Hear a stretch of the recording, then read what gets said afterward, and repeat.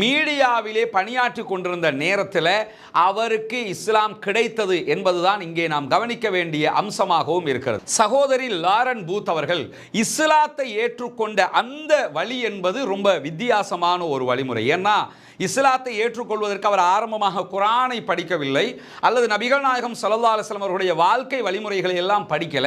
4 ஆண்டுகளாக நான் என்னுடைய கணவரை பார்க்கவில்லை, என்னுடைய குழந்தைகளை பார்க்கவில்லை. ஆனால் எங்களுக்கும் அவர்களுக்கும் இடையிலே தூரம் ஒன்றும் வெகு தூரம் கிடையாது, அருகருகிலே இருந்தாலும் என்னால் அவர்களை பார்க்க முடியவில்லை. எனவே இறைவன் உங்களுக்கு அந்த வாய்ப்பை தருவான், பொறுத்திருங்கள் என்று சொல்லி எனக்கு ஆறுதல் பண்ணாங்க. ஆச்சரியப்பட்டு போயிட்டேன். கூப்பிட்டு பிள்ளைகளிடத்தில் எம்மா நான் முஸ்லீம் ஆகிட்டேன் தெரியுமா என்று சொல்லி சொன்னேன்.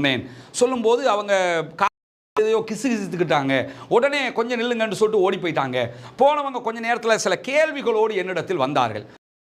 அஸ்ஸலாமு அலைக்கும் வரஹ்மத்துல்லாஹி வபரகாத்துஹு. அன்பிற்கினிய சகோதர சகோதரிகளே, நம் அனைவர் மீதும் ஏக இறைவனுடைய அமைதியும் கருணையும் உண்டாகட்டுமாக என்கிற உயரிய பிரார்த்தனைகளோடு புனிதமிக்க மகிழ்ச்சியை தேடிய மனிதர்கள் என்கிற தலைப்பில் புனிதமிக்க இஸ்லாமிய மார்க்கத்தை தேடி அறிந்து கற்று ஏற்றுக்கொண்ட பிரபலங்கள் தொடர்பான வரலாற்று நிகழ்வுகளை பார்த்து வருகிறோம். அந்த அடிப்படையில் இன்றைய தினம் ஒரு முக்கியமான பிரபலம் தொடர்பான செய்தியைத்தான் பார்க்க இருக்கிறோம். அதிலும் குறிப்பாக அவர் இஸ்லாத்திற்கு வந்ததற்கு பிறகு அவர் சந்தித்த சில சங்கடமான நிகழ்வுகளும் இந்த நேரத்தில் ஒவ்வொருவரும் தெரிந்து கொள்ள வேண்டிய முக்கியமான நிகழ்வாக இருக்கிறது. அவர் யார்? அவர் ஏன் இஸ்லாத்திற்கு வந்தார்? பிரித்தானியாவினுடைய முன்னாள் பிரதமர்களில் ஒருவராக இருந்தவர் தான் டோனி பிளேயர். டோனி பிளேயருடைய உறவுக்கார பெண்மணி ஒருவர் இஸ்லாத்தை ஏற்றுக்கொண்டு விட்டார் என்று சொல்லி மிக பரபரப்பாக ஊடகங்கள் பேசிக்கொண்டிருந்த காலகட்டத்தில் தான் நான் தான் அந்த பெண்மணி என்று சொல்லி லாரன் பூத் அவர்கள் தன்னுடைய இஸ்லாம் தொடர்பான அறிமுகத்தை ஊடகங்களுக்கு மத்தியிலே பகிர்ந்து கொண்டார். லாரன் பூத் அவங்களை பொறுத்தவரையில் அவர் பட்டப்படிப்பின் பின்னால் தேர்ந்தெடுத்து கொண்ட துறை ஊடகம் தொடர்பானது. ஊடகம் தொடர்பான கற்கைகளை கற்று முடித்து மீடியாவிலே பணியாற்றி கொண்டிருந்த நேரத்தில் அவருக்கு இஸ்லாம் கிடைத்தது என்பதுதான் இங்கே நாம் கவனிக்க வேண்டிய அம்சமாகவும் இருக்கிறது. குறிப்பாக இஸ்லாத்தை பற்றி மேற்குலகம் பார்த்து கொண்டிருக்கக்கூடிய ஒரு பார்வை இருக்கிறது. இஸ்லாம் என்பது கிழக்காசியாவினுடைய ஒரு மதம் என்பதுதான் அவர்களுடைய பார்வை. ஏன்னா வெஸ்டில் இருக்கக்கூடிய மக்களில் பெரும்பாலானவங்க மதங்கள் என்றாலே ஏதோ வேற என்னமோ மாதிரி பார்த்துக்கிட்டு இருக்கக்கூடிய ஒரு சூழல் இருக்கிறது. கிறித்தவ மதம் அல்லது யூத மதங்களை பொறுத்தவரையில் அதுதான் நம்முடைய வெஸ்ட் கண்ட்ரிகளுக்கு ஏற்றது போல இருக்குது. நம்ம எல்லாம் வெஸ்டில் இருக்கணும்னா யூதராக அல்லது கிறித்தவராக இருக்கணும் என்கிற மாதிரியான ஒரு மேலாண்மை பார்வை இருக்கிறது. அதை தாண்டி மதங்கள் எல்லாம் ஒரு வாழ்க்கையா? மதங்களையும் மார்க்கங்களையும் பின்பற்ற முடியுமா? நமக்கு சயின்ஸ் இருக்குது, மாடர்ன் சயின்ஸ் இருக்குது, அதைத்தானே நம்ம பார்க்கணும் என்கிற பார்வை கொண்ட மதங்களே வேண்டாம் என்கிற ஏத்திஸ்டும் அதிகமாக இருக்கக்கூடிய பகுதிகளாக அந்த பகுதிகள் இருக்கிறது. இருப்பினும் மதங்களை பற்றி அவர்கள் என்ன குறையை சொன்னாலும், இஸ்லாத்தை பற்றி என்ன விமர்சனங்களை முன்வைத்தாலும் கடைசியில் அவர்கள் மன நிம்மதிக்காக தேர்ந்தெடுக்கக்கூடிய இடமாக புனிதமிக்க இஸ்லாமிய மார்க்கம் தான் இருக்கிறது. அந்த அடிப்படையில் 9/11 தாக்குதல் என்பது உலக மட்டத்தில் உலக இஸ்லாமியர்களை குற்றவாளி கூண்டில் சந்தேக பார்வைக்கு முன்னால் நிறுத்திய ஒரு தாக்குதலாக அமைந்தது.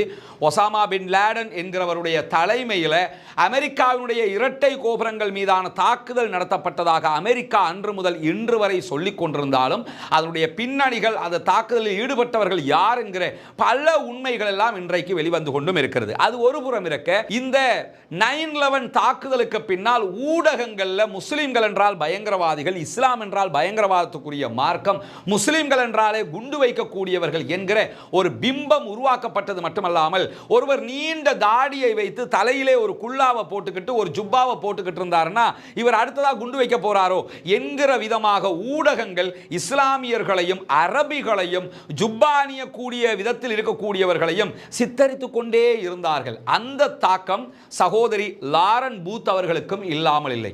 முஸ்லிம்களை கண்டால் குறிப்பாக அரபிகள் என்றாலே அவர் அச்சப்படுகிற ஒரு சூழல் இருந்த நேரத்தில் தான் சகோதரி லாரன் பூத் அவர்கள் இஸ்லாத்தை ஏற்றுக்கொண்ட அந்த வழி என்பது ரொம்ப வித்தியாசமான ஒரு வழிமுறை. ஏன்னா இஸ்லாத்தை ஏற்றுக்கொள்வதற்கு அவர் ஆரம்பமாக குர்ஆனை படிக்கவில்லை, அல்லது நபிகள் நாயகம் ஸல்லல்லாஹு அலைஹி வஸல்லம் அவருடைய வாழ்க்கை வழிமுறைகளை எல்லாம் படிக்கல.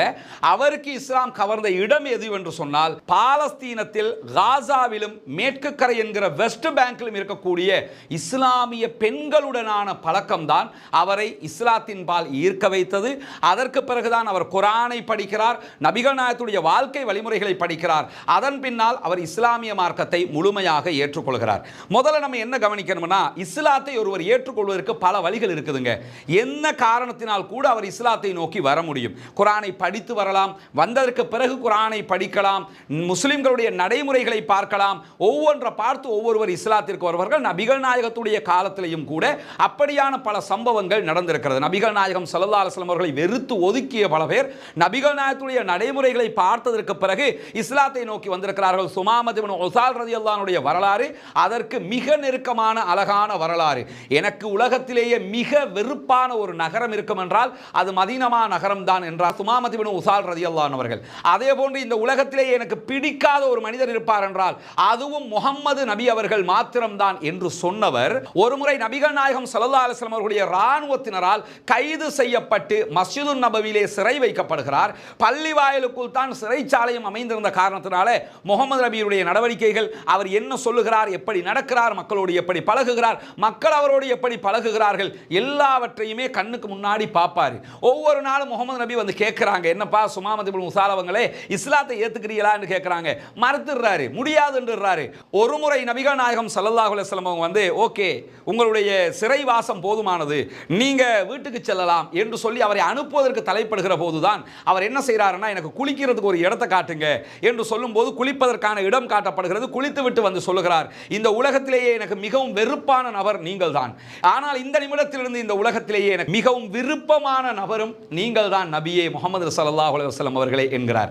அதே போன்று இந்த உலகத்திலேயே எனக்கு பிடிக்காத ஒரு நகரம் இருக்கும் என்றால், ஒரு சிட்டி இருக்கும் என்றால் அதுவும் மதீனா தான். ஆனால் இந்த நிமிடத்திலிருந்து எனக்கு ரொம்ப பிடிச்ச ஒரு சிட்டி இருக்கும்னா அதுவும் இந்த மதீனா நகரம் தான் நபியே, நான் இஸ்லாத்தை ஏற்றுக்கொள்கிறேன் என்கிறார். இஸ்லாத்தை ஏற்றுக்கொள்கிறார். மக்கமா நகருக்கு உம்ரா செய்வதற்காக செல்லுகிறார். அங்கே பல எதிர்ப்புகளை சந்திக்கிறார். அவர்களை எதிர்த்து நிற்கிறார், துணிவாக நிற்கிறார். பிற்பட்ட நாட்களில் மிகச்சிறந்த ஒரு நபித்தோழராக தன்னுடைய வாழ்நாளை கழித்து மரணித்தார் என்கிற செய்திகளை சஹீஹுல் புகாரி, முஸ்லிம் உள்ளிட்ட பல நபிமொழி கிரந்தங்களில் பார்க்கிறோம். காரணம் என்னன்னா, நபிகள் நாயகத்துடைய வாழ்க்கை அவர் பார்த்தார். அது மாதிரி நம்முடைய வாழ்க்கை இஸ்லாமியமானதாக இருக்கும்போது நம்முடைய வாழ்க்கையை பார்க்கக்கூடியவர்கள் அதன்பால் ஈர்க்கப்படுவார்கள். சகோதரி லாரன் பூத் அவர்களுக்கு இஸ்லாம் ஈர்க்கப்படுவதற்கான அடிப்படை வெஸ்ட் பேங்க் என்கிற மேற்கு கரையிலே இருந்த மக்களும் காசாவிலே இருந்த மக்களும். வெஸ்ட் பேங்குக்கு 2005ஆம் ஆண்டு சகோதரி லாரன் பூத் அவங்க போறதுக்கு முன்பதாக அவருடைய லைஃப் ஸ்டைல் எப்படி இருக்குதுன்னு கேட்டா, ஆரம்பத்தில் மதங்களை நம்பி இருந்தார். அவருடைய தாயும் தந்தையும் எப்பொழுதுமே சண்டை பிடிக்கக்கூடியவர்களாக இருந்ததுனால சின்ன வயசுலேருந்து நான் ஒரே பிரார்த்தனை பண்ணுவேன், காட் இடத்துல, இறைவனிடத்தில் கேட்பேன், இறைவா எங்க அம்மா அப்பா ரெண்டு பேரையும் சண்டை பிடிக்காம ஒரு நாளையாவது தந்திரு என்று சொல்லி கேட்டுக்கொண்டே இருப்பேன். இப்படியெல்லாம் கேட்டுக்கொண்டு வந்து ஒரு காலகட்டம் வரும்போது கடவுளே கிடையாது, இறைவனே கிடையாது, ஏத்திசம் தான் லைஃப் என்று சொல்லி ஆயிடுச்சு.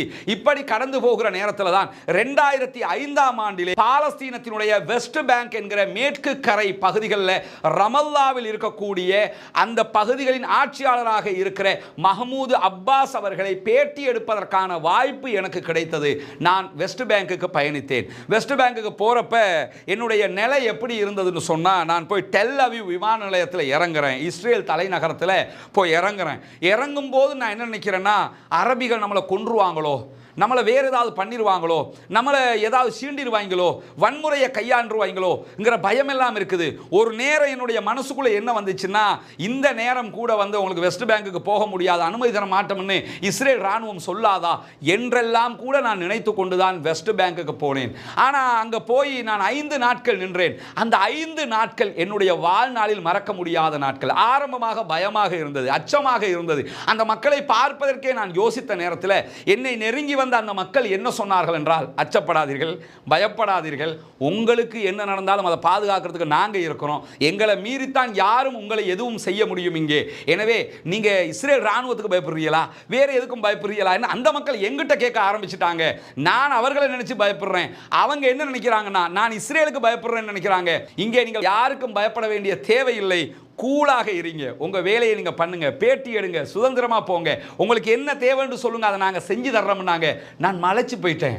அரபிகள்னா காட்டு மிராண்டிகள் நினைச்சோம், அரபிகள்னா அடிதடி சண்டையில் நிற்பாங்கன்னு நினைச்சோம், அரபிகள்னா ஆயுதத்தை எடுத்து கொள்ளுவாங்கன்னு நினைச்சோம், அரபிகள்னா பயங்கரவாதிகள் தீவிரவாதிகள் நினைச்சோம். ஆனா இப்படி இருக்கிறாங்களே, அப்படியே உள்ளம் குளிர்ந்து விட்டது. கொஞ்சம் கொஞ்சமாக அரபிகள் பற்றிய நல்லெண்ணம் எனக்கு ஏற்பட்டது என்று சொல்லிவிட்டு அங்க இருந்து கிளம்பி அவங்க பிரித்தானியாவுக்கு போயிட்டாங்க. போனதுக்கு பிறகு அவங்களுடைய லைஃப்ல எந்த மாற்றமும் கிடையாது. அதே மாதிரி பப்புக்கு போறாங்க, அதே மாதிரி டான்சிங் போறாங்க, மக்களோட மக்களாக பழகுகிறார்கள், அங்க இருக்க கூடிய ஆண்களோடு கலந்துரவாடி அவர்களோடு மதுபானம் அருந்துகிறார்கள். இப்படி அவர்களுடைய லைஃப் ஸ்டைல் கடந்து கொண்டே இருக்கிற போது மீண்டும் அவர்கள் காசாவுக்கு வர வேண்டிய ஒரு தேவை ஏற்படுகிறது. 2008 காசா மீதான இஸ்ரேலுடைய தாக்குதல் தொடர்பான தரவுகளை சேகரிப்பதற்காக ஒரு ஊடகவியலாளராக காசாவுக்குள் அவர்கள் வருகிறார்கள். வந்த நேரத்தில் என்ன ஆகுதுன்னா, 5 நாள் 6 நாள்ல திரும்பி போக வேண்டிய அவங்களுடைய குழுவுக்கு தொடர்ந்து 1 மாதத்திற்கு மேலாக காசாவுக்குள்ள நிற்க வேண்டிய ஒரு நிர்பந்தம், இஸ்ரேலுடைய தாக்குதல் ஆரம்பித்து விட்டது, வெளியேறுவதற்கு தடை விதிக்கப்பட்டு விட்டது, அவர்கள் அங்கே இருக்க வேண்டி வந்துவிட்டது. எனவே அங்கேயே இருக்கிறாங்க லாரன் பூத் அவங்க. ஆனா கவலைக்கு மேல் கவலை என்னன்னா, குழந்தைகளை விட்டு பிரிஞ்சு வந்துட்டோம், பிள்ளைகள் இல்லாம இருக்கிறோம், எப்படி நம்மளால அதை சகிச்சுக்கிற முடியுது என்று சொல்லி அழுது அழுது கவலைப்பட்டு கொண்டிருக்கக்கூடிய நேரத்தில் ஒரு நாள் நான் அழுது கொண்டே இருந்தேன். என் பிள்ளைகளை நினைத்து கவலைப்பட்டு கொண்டிருக்கும் போது ஒரு பாலஸ்தீன காசாவினுடைய பகுதிகளில் இருந்த ஒரு பெண்மணி எனக்கு அருகாமையிலே வந்து அமர்ந்தார்கள். என்னுடைய உடம்புல கையை வச்சு, கவலைப்படாதீங்க, நீங்கள் உங்கள் குழந்தைகளை நினச்சா கவலைப்படுறீங்க, உங்களுக்கு பாதுகாப்பாக இறைவன் அதெல்லாம் ஆக்கி தருவான், இதெல்லாம் நினச்சி கவலைப்பட்டுக்கிட்டு இருக்காதீங்க, உங்களோட இறைவன் துணை இருப்பான் என்று எனக்கு நிறைய ஆறுதல்களை சொல்லி கொண்டிருந்தார். ஒரு கணம் நான் நினைத்தேன், என்னன்னா, உங்கள் மேலேயே குண்டு போட்டுக்கிட்டு இருக்கிறாங்க, உங்களையே அழிச்சுக்கிட்டு இருக்கிறாங்க, உங்களுக்கு ஆறுதல் சொல்றதுக்கே ஆள் இல்லாமல் இருக்கும்போது நீங்க எனக்கு ஆறுதல் சொல்றீங்களே என்று சொல்லி எனக்கே ஆச்சரியமாக இருந்தது. அந்த பெண்மணி சொன்ன ஆறுதல்களில் உச்சம் என்ன தெரியுமா? நான் 1 மாதம் என்னுடைய குழந்தைகளை பிரிந்து இருப்பதற்கு அச்சப்பட்டு கொண்டு கவலைப்பட்டு கொண்டு அழுது கொண்டிருக்கும் போது அந்த பெண்மணி சொன்னார்கள், நான் காசாவை சேர்ந்தவள் அல்ல, என்னுடைய சொந்த ஊர் ரமல்லா, வெஸ்ட் பேங்க் மேற்கு கரையை சேர்ந்தவள். நான் அங்கிருந்து ஒரு வேலையாக காசாவுக்கு வந்தேன். வந்து 4 ஆண்டுகள் ஆகிவிட்டது. வேலையை முடிச்சுட்டு என்னுடைய கணவரையும் குழந்தைகளையும் பார்ப்பதற்காக நான் திரும்பி போறதுக்கு ட்ரை பண்ணும் போது என்னுடைய எல்லா ஆவணங்களையும் கிழித்து வீசிவிட்டார்கள்.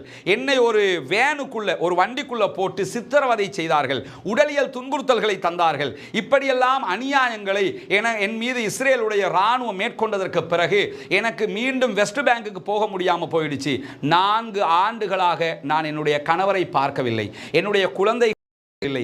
ஆனால் எங்களுக்கும் அவர்களுக்கும் இடையிலே தூரம் ஒன்றும் வெகு தூரம் கிடையாது, அருகருகிலே இருந்தாலும் என்னால் அவர்களை பார்க்க முடியவில்லை. எனவே இறைவன் உங்களுக்கு அந்த வாய்ப்பை தருவான், பொறுத்திருங்கள் என்று சொல்லி எனக்கு ஆறுதல் பண்ணாங்க.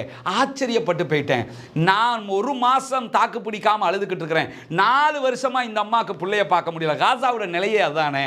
குழந்தைகள் இல்லை, பிள்ளைகள் இல்லை, கணவர்கள் இல்லை, மனைவிமார்கள் இல்லை, எத்தனை பேர் அனாதைகளாக அலைந்து கொண்டிருக்க வேண்டிய ஒரு நிர்பந்தம் இருக்கிறது. ஆனாலும் அவர்கள் கீழே விழவில்லை. நமக்கும் அவங்களுக்கும் உள்ள வித்தியாசமே அதாங்க. நமக்கு ஒரு சின்ன சங்கடம், சின்ன ஒரு குழப்பம், சின்னது ஒரு பிரச்சனை வந்து முடிய தலையில கையை வச்சுக்கிட்டு, அல்லாஹ் என்ன நீ பார்க்க மாட்டியா, உனக்கு கண் இல்லையா, இந்த கஷ்டத்தை எல்லாம் பார்க்கறதுக்கு ஆளே இல்லையா, இப்படி ஆயிடுச்சே என்று புலம்புகிற நேரத்தில் அந்த மக்களிடத்தில் போய் கேட்டு பாருங்கள் என்ன நடக்கிறது. மேலே இருக்கிறவன் பார்த்து கொண்டிருக்கிறான்.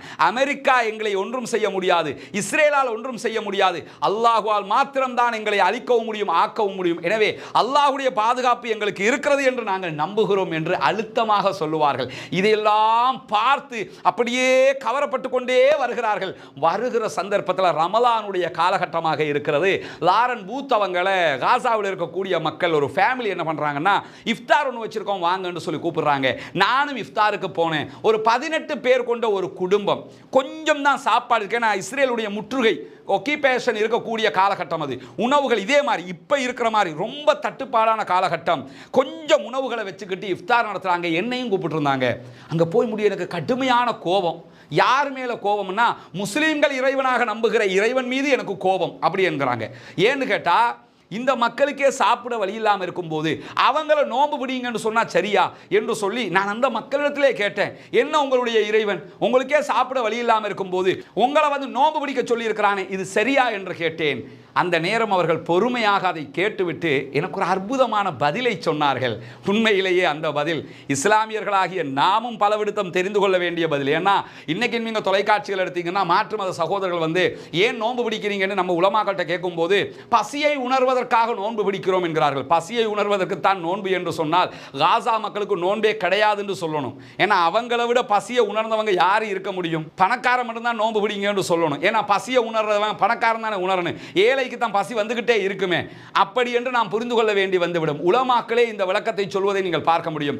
நோன்பு என்பது பசியை உணர்வதற்கானது அல்ல சகோதரர்களே, இறைவனை உணர்வதற்கானது, இஹ்லாஸை வெளிப்படுத்துவதற்கானது, தக்குவாவை புரிந்து கொள்வதற்கானது. உணவுகள் எல்லாம் கண்ணுக்கு முன்னால் இருக்கும், வகை வகையான பழங்கள் இருக்கும், வகை வகையான உணவு இருக்கும், வகை வகையாக குடிபானங்கள் இருக்கும். ஆனால் இறைவன் சொன்னான் என்பதற்காக உண்ணாமல் இருப்போம். காரணம், இறைவனுக்கு கட்டுப்படுகிறோம். ஃப்ரிட்ஜை திறந்தா வகை வகையா சாப்பாடு இருக்கும், வீட்டில் யாருமே இருக்க மாட்டாங்க, எடுத்து சாப்பிட்டா கேட்கறதுக்கு நாதி இல்லை, ஆனாலும் சாப்பிட மாட்டோம். காரணம் தெரியுமா? ரஹ்மான் பார்த்து கொண்டிருக்கிறான். இறைவன் அந்த இறையச்சத்தை வெளிப்படுத்துவதற்குத்தான் நோன்பே தவிர பசியை உணர்வதற்காக அல்ல. இதை லாரன் பூத் இப்படி கோபப்படுகிற போது பொறுமையாக இருந்த பாலஸ்தீன காசாவினுடைய குடும்பம் என்ன சொல்றாங்கன்னா, இல்ல சிஸ்டர், நீங்க நினைக்கிற மாதிரி கிடையாது, எங்களுடைய இறைவன் எங்கள் மீது பாசம் மிக்கவன், எங்கள் மீது அருள் கொண்டவன். நம்ம இன்னைக்கு வந்திருக்கக்கூடிய இந்த இடம் நம்ம ஏற்கனவே உங்களுக்கு நம்ம சொல்லி இருக்கிறோம். இந்த சகோதரர்களுக்கான வீட்டு திட்டம் ஒன்றை ஆரம்பித்து வைப்பது, அதை நம்மளால் முடிஞ்ச அளவுக்கு செஞ்சு கொடுக்கறது சம்பந்தமாக அந்த அடிப்படையில் தான் இங்கே இருக்கக்கூடிய சகோதரர்களுடைய நிலை எப்படி இருக்கிறது என்பதை காட்டுவதற்கான ஒரு வீடியோவாகத்தான் இந்த பதிவை நம்ம வெளியிடுறோம். வெளிநாடுகளில் உள்நாடுகளில் பார்க்கக்கூடிய சகோதரர்கள் இந்த வீட்டு திட்டம் அமைக்கிற பணிகளுக்கு உங்களால் முடிந்த உதவிகளை நீங்கள் வாரி வழங்குங்கள். குறிப்பாக உங்களுடைய ஜக்காத்து நிதிகளை இந்த புனிதமிக்க ரமதானுடைய மாதத்திலே இந்த மக்களுக்காக நீங்கள் தந்து உதவுகிற போது கண்டிப்பாக அது அவர்களுக்கு பயனளிக்கக்கூடிய ஒன்றாக மாறிவிடும். இந்த வீடுகளில் நிலைகளை எல்லாம் நீங்கள் பார்ப்பீங்க, பெரும்பாலும் இப்படியான வீடுகள் இப்போ ரொம்ப அரிதிலும் அரிதாக இருக்கக்கூடிய நிலை. இந்த பகுதிகள் வந்து ரொம்ப தண்ணீர் வசதி இல்லாத ஒரு பகுதியாக இருக்குது. ரொம்ப அவங்களுக்கு வாழ்வாதாரம்ங்கிறது வாழ்கிறதுக்கு வழி இல்லாமல் வாழக்கூடிய ஒரு பகுதி அளவுக்கு இருக்குது. எனவே தான் நம்ம எடுத்திருக்கக்கூடிய இந்த திட்டத்தின் பிரகாரம் அவங்களுக்கான நிறைய சேவிசஸ் வந்து முடிஞ்ச வரைக்கும் அவங்களுக்கு கிடைச்சிரும். அதுக்கு நமக்கு பூரண கூலி இறைவனிடத்தில் கிடைக்கும். எனவே தான் இந்த முயற்சியை நம்ம எடுத்திருக்கிறோம். இந்த வீடுகளெல்லாம் பார்த்தாலே உங்களுக்கு தெரியும், ரொம்ப வறுமைப்பட்ட நிலையில் இருக்கிறாங்க. கணவர் என்ன பண்ணுறாருமா? அவர் இந்த ஆடு மேய்க்கிறார். ஆக்களோட ஆடை எடுத்து மற்ற ஆக்கள் ஆட்டை எடுத்து மேய்ச்சி அதுக்கு சம்பளம் எடுக்கிறாரு. அவருக்கு வேலை செய்யல. அது இப்போ ஹார்ட் அட்டாக் வந்தனால அவர் கொழும்புல செக்யூரிட்டி வேலை செஞ்சுட்டு இருந்தார். ஹார்ட் அட்டாக் வந்தனால வேலை செய்ய இப்போ அறவே அவருக்கு வேலை செய்யலை. அது ரொட்டி எல்லாம் வேலை செய்வார். இப்போ அவருக்கு போகவே இல்லாது. அதனால தான் இந்த ஆடு கொஞ்சம் எடுத்துட்டு மேய்ச்சிக்கிட்டு இருக்காரு. அதில் என்ன நீ உங்களுக்கு வருமானம் கிடைக்கல? ரொம்ப கஷ்டமாக தான் இருந்துச்சு. ஏதோ ஒரு அளவுக்கு அல்லாண்டு எங்களை நல்லா லேசுப்படுத்துகிறாங்க. ஏதோ அதில் கொஞ்சம் இதாகி இப்போ அவருக்கு ஒரு ஆசை இடத்துல ஒரு கடை வச்சு, சின்ன ஒரு கடை வச்சு ரொட்டி அது போட தெரிந்தானே அவருக்கு. அது செய்ய தான் பார்த்துக்கிட்டு இருக்காரு, ஏற்பாடு பண்ணுறதுக்கு. ஊடு எங்கட இப்படி தான் நான் மகளோட வீட்டில் தான் அது விழாவில் கட்டிக்கிட்டு குடியில் இருக்கிறேன். என் மகனும் மூடு இல்லாமல் இன்னொரு வீட்டில் தான் இருக்கிறான். கல்யாணம் முடிச்ச ஒரு உள்ளே பிள்ளை உண்டு. கல்யாணம் முடிச்சு அந்த வீட்டில் இருக்கிறான். இப்படி நிலவரமாக இருக்கிறேன்னா அங்கே கஷ்டத்தில் என்ன செய்ய தெரியாது. சரி, கவலைப்படாதீங்க. நம்ம இந்த முயற்சி வெற்றி பெறுறதுக்கு அல்லாட்ட துவா செய்யுங்க. பார்க்குற மக்கள் உங்களுக்கான உதவிகளை செய்கிறதுக்கு தயாராகுவாங்க. இன்ஷா அல்லாஹ் கண்டிப்பாக அல்லாஹ் அதுக்கு அருள் புரிவான். சரி அம்மா, எங்களால் முடிஞ்ச முயற்சி இது வெற்றி பெறணுங்கிறதா எங்களுடைய ஆசை. பொறுத்திருந்து பார்ப்போம். சரியா? இந்த உலகத்திலேயே நாங்கள் அதிகமாக நேசிக்கிறது யாருன்னா எங்களுடைய ரப்பு இறைவன் அல்லாஹோ தான் நாங்கள் விரும்புகிறோம். அதற்கடுத்ததாக நாங்கள் நேசம் வைக்கக்கூடிய உயர்ந்த மனிதர் யாருன்னு கேட்டால் முஹம்மது நபி ஸல்லல்லாஹு அலைஹி வஸல்லம் அவர்கள். இந்த அல்லாஹுடைய கட்டளையும் முஹம்மது நபி ஸல்லல்லாஹு அலைஹி வஸல்லம் அவருடைய ஏவுதலும் எதுவாக இருக்கிறது என்றால், ரமலானுடைய காலத்தில் அதிகாலை நேரம் முதல் மகரிபு வரைக்கும் நீங்கள் உண்ணாமல் குடிக்காமல் இறைவனுக்காக பொறுமையோடு உங்களுடைய காலத்தை கடத்த வேண்டும். நாங்கள் இறைவனை நம்புகிறோம், இறைவனுக்கு அச்சப்படுகிறோம், இறைவனுடைய கட்டளைகளை ஏற்றுக்கொள்கிறோம் என்பதற்காகத்தான் பட்டினியாக இருக்கிறோமே தவிர பசியை உணர்வதற்காகவோ வேறு எந்த தேவைகளுக்காகவோ நாங்கள் இருக்கவில்லை. நாங்கள் பட்டினியால் இருப்பதால் இறைவனுக்கு எந்த ஒரு கூடுதலோ குறைவோ ஏற்பட போவதும் இல்லை. எனவே நாங்கள் இறைவனை நேசிக்கிற காரணத்தினால், இறைவன் சொன்ன கட்டளையை ஏற்றுக்கொண்டிருக்கிற காரணத்தினால் நோன்பாளிகளாக இருக்கிறோம் என்று சொன்னார்கள். ஆச்சரியப்பட்டு போனேன். குர்ஆனை படிக்க வேண்டும் என்று நினைத்தேன், குர்ஆனை தேடினேன், நபிகளாருடைய வாழ்க்கை வழிமுறைகளை தேடினேன் என்று சொல்லக்கூடிய லாரன் பூத் அவங்க சொல்றாங்க, சில நேரங்களில் சில பேர் எங்கிட்ட வந்து இஸ்லாத்துக்கு போயிட்டியே, குர்ஆனை படிச்சியா என்று கேட்பார்கள். ஏன் முஸ்லிம்களே என்னிடத்தில் கேட்பார்கள், குர்ஆனில் எவ்வளவு படிச்சிருக்கிய என்று கேட்பார்கள். ஒன்றை புரிந்து கொள்ளுங்கள் என்று விட்டு ஒரு தத்ரூபமான பதிலை லாரன் பூத் அவர்கள் சொல்கிறார்கள். குர்ஆனை படிச்சியா, குர்ஆனை படிச்சியான்னு கேட்குறீங்களே, ஏன் நான் இஸ்லாத்துக்கு வந்துட்டா முழு குர்ஆனையும் 10 நாளில் உட்கார்ந்து படிச்சிடணுமா, அல்லது 3 மாசத்தில் படிச்சு விட்டு தான் இஸ்லாத்துக்கு வரணுமா என்று கேள்வி எழுப்பக்கூடிய சகோதரி லாரன் பூத் அவர்கள் சொல்கிறார்கள், குர்ஆன் என்பது வீக்லி மேகசின் அல்ல, குர்ஆன் என்பது ஒரு வீடியோ பார்ப்பது போன்ற ஒரு காட்சி அல்ல, குர்ஆன் என்பது லைஃப், வாழ்க்கை. அன்னை ஆயிஷா சித்திகா அவர்கள் இடத்துல போய் சஹாபாக்கள் கேட்குறாங்க, நபிகளார் ஸல்லல்லாஹு அலைஹி வஸல்லம் உடைய லைஃப் ஸ்டைல் எப்படி இருந்தது என்று சொல்லும்போது ரசூலுல்லாஹ்வுடைய வாழ்க்கை குர்ஆனாக இருந்தது என்று அன்னை ஆயிஷா சித்திகா ரலியல்லாஹு அன்ஹா சொல்லுவார்கள். அந்த தகவலுக்கு ரிலேட்டடாக சகோதரி லாரன் பூத் அவங்க என்ன சொல்றாங்கன்னா, குர்ஆன்ங்கிறது வீக்லி மேகசின் இல்லை, அப்படி படிச்சுட்டு வச்சுக்கிட்டு போகிறது. குர்ஆன் என்பது லைஃப், அதுதான் வாழ்க்கை. குர்ஆனை படிக்க வேண்டும், அதை மனப்பாடமிட வேண்டும், அதில் சொல்லப்படுகிற கருத்துக்களை ஏற்றுக்கொள்ள வேண்டும், அதை அப்படியே வாழ்க்கையில் கொண்டு வர வேண்டும். நான் முழு குர்ஆனையும் என்னுடைய வாழ்நாள் முழுவதுமே படிப்பேன், உங்களுக்கு என்ன தேவை இருக்கிறது என்று கேட்டார்கள். சரியான கேள்வியும் கூட. குர்ஆன் என்பது நாம் வாழ்வதற்கு, பின்பற்றுவதற்கு என்று சொல்லும்போது இன்னொருவருக்கு காட்டுவதற்கானது அல்ல என்பதை சகோதரி லாரன் பூத் அவர்கள் சொன்னது மட்டுமல்லாமல் இறுதியாக அவருடைய லைஃப்பில் நம்ம தெரிஞ்சுக்கிற வேண்டிய ஒரு முக்கியமான கட்டம் என்னன்னா, இஸ்லாத்துக்கு வந்துட்டேன், இஸ்லாத்தை ஏற்றுக்கிட்டேன், காசாவில் இருந்து போயிட்டேன், பிரித்தானியாவுக்கு போய் என் பிள்ளைகளை கூப்பிட்டு முதல்ல அவங்க கிட்ட சொல்லுவோம் அப்படின்னு சொல்லி என்னுடைய இஸ்லாத்திற்கான வருகையை பற்றி நான் கிச்சனில் இருக்கும்போது பிள்ளைகளை கூப்பிட்டு பிள்ளைகளிடத்தில், எம்மா நான் முஸ்லீம் ஆகிட்டேன் தெரியுமா என்று சொன்னேன். சொல்லும்போது அவங்க காதுக்குள்ளே எதையோ கிசுகிசுத்துக்கிட்டாங்க. உடனே கொஞ்சம் நில்லுங்கன்னு சொல்லிட்டு ஓடி போயிட்டாங்க. போனவங்க கொஞ்ச நேரத்தில் சில கேள்விகளோடு என்னிடத்தில் வந்தார்கள். வந்து என்ன கேட்டாங்கன்னா, ஒரு முக்கியமான ஒரு 3 கேள்வியை கேட்டார்கள். என்னுடைய மகள் அலெக்ஸ் கேட்கும்போது, மாமா நீங்கள் இஸ்லாத்துக்கு போயிட்டியே, இனிமேலும் சாராயம் குடிப்பீர்களா, மது அருந்துவீர்களா என்று கேட்டார். உடனே இல்லை, நான் முஸ்லீமாகிவிட்டேன், இனிமேல் மது அருந்த மாட்டேன் என்று சொன்னேன். இரண்டாவதாக, அப்படி என்றால் இனிமேல் நீங்கள் புகை பிடிப்பீர்களா, சிகரெட் பிடிப்பீங்களா என்று கேட்டார்கள். நான் முஸ்லீமாகிவிட்டேன் மகளே, இனிமேல் சிகரெட்டும் பிடிக்க மாட்டேன் என்றேன். அதுக்கு பிறகு அவங்க என்ன கேட்டாங்கன்னா, அப்படின்னா நீங்கள் இந்த அரைகுறையாக ட்ரெஸ் பண்ணிக்கிட்டு போறீங்களே, இந்த அரைகுறை ஆடை இனிமேல் இருக்குமா என்று கேட்கும்போது அப்படி திக்குன்னு அடிச்சு எனக்கு. என்னடா இது, ஆமாம் நான் முஸ்லீம் ஆகிட்டேன்ல, இன்னும் அதே மாதிரி ட்ரெஸ்ஸை மாட்டிக்கிட்டு இருக்கிறேனே. ரெண்டாவது, என்னுடைய அரைகுறை ஆடை என்னுடைய பிள்ளைகளுக்கே உறுத்தலை உண்டாக்கி இருக்கிறது. என்னுடைய தாய் இப்படி அங்கங்களை காட்டிக்கிட்டு போறாங்களே, இப்படியான ஒரு போக்கில் போறாங்களேன்னு என்னுடைய குழந்தைகளே அதை ரசிக்கவில்லையே, அதை வேறு விதமாக பார்த்திருக்கிறார்களே என்று நான் நினைத்து உள்ளுக்குள் உருகி அன்றிலிருந்து இஸ்லாம் கற்றுத்தருகிற ஹிஜாப் என்கிற ஆடை முறைக்கு மாறியிருக்கிறேன். நான் ஹிஜாப் ஆடை அணிந்தவளாக பெருமைப்படுகிறேன், கண்ணியப்படுகிறேன் என்று சொல்லிவிட்டு மூன்றாவதாக சொல்கிறார்கள், என்னுடைய நண்பர்கள் என்னை விட்டு பிரியவில்லை. என்னுடைய நண்பர்கள், நீ இனிமேல் சாராயம் குடிப்பியா, எங்களோட டேட்டிங் வருவியான்னு கேட்டாங்க. இந்த 2 கேள்விக்கும் இல்லை என்று சொல்லிவிட்டேன். எங்களுடன் நீ பழகுவியா என்று கேட்கும்போது ஆமாம் அன்பாக பழகுவேன் என்று சொன்னேன் என்கிறார் சகோதரி லாரன் பூத் அவர்கள். பிரித்தானியாவினுடைய முன்னாள் பிரதமர் டானி பிளேயருடைய உறவுக்காரராக அறியப்படுகிறவர். ஆனால் இஸ்லாமிய பிரச்சாரகராக மாறி குறிப்பாக பாலஸ்தீன மக்களுக்காக இன்றைக்கும் உச்சமாக குரல் கொடுக்கக்கூடிய ஒரு சகோதரியாக இருக்கிறார்கள். இதனால் தான் பாலஸ்தீனத்தினுடைய செய்திகள் உலகு தெரிந்துவிடக்கூடாது, பாலஸ்தீனத்தினுடைய செய்திகள் ஊடகங்களில் வந்துவிடக் கூடாது என்று இஸ்ரேல் அடிக்கடி தடை போடுகிறது என்பதையும் புரிந்து கொள்ளுங்கள். அந்த மக்களுடைய வாழ்க்கை வரலாறுகள், அந்த மக்களுடைய செயல்பாடுகள் இந்த உலகத்திற்கு தெரிய வருகிற போது கண்டிப்பாக அதை பார்க்கிறவர்கள் இஸ்லாத்தை நோக்கி ஓடி வருவார்கள். அப்படியான ஒரு பண்பாடு மிக்க மக்களாக பாலஸ்தீன மக்கள் இருக்கிறார்கள் என்பதற்கு இதுவும் ஒரு சிறந்த எடுத்துக்காட்டு. நாளைய தினம் இன்ஷா அல்லாஹ் இன்னும் ஒரு இஸ்லாத்தை ஏற்றுக்கொண்ட மகிழ்ச்சியை அடைந்து கொண்ட ஒரு பிரபலம் தொடர்பான வரலாற்றோடு சந்திக்கிறேன். வாஹ்ரத் அவ்வானா அல்ஹம்துலில்லாஹி ரப்பில் ஆலமீன்.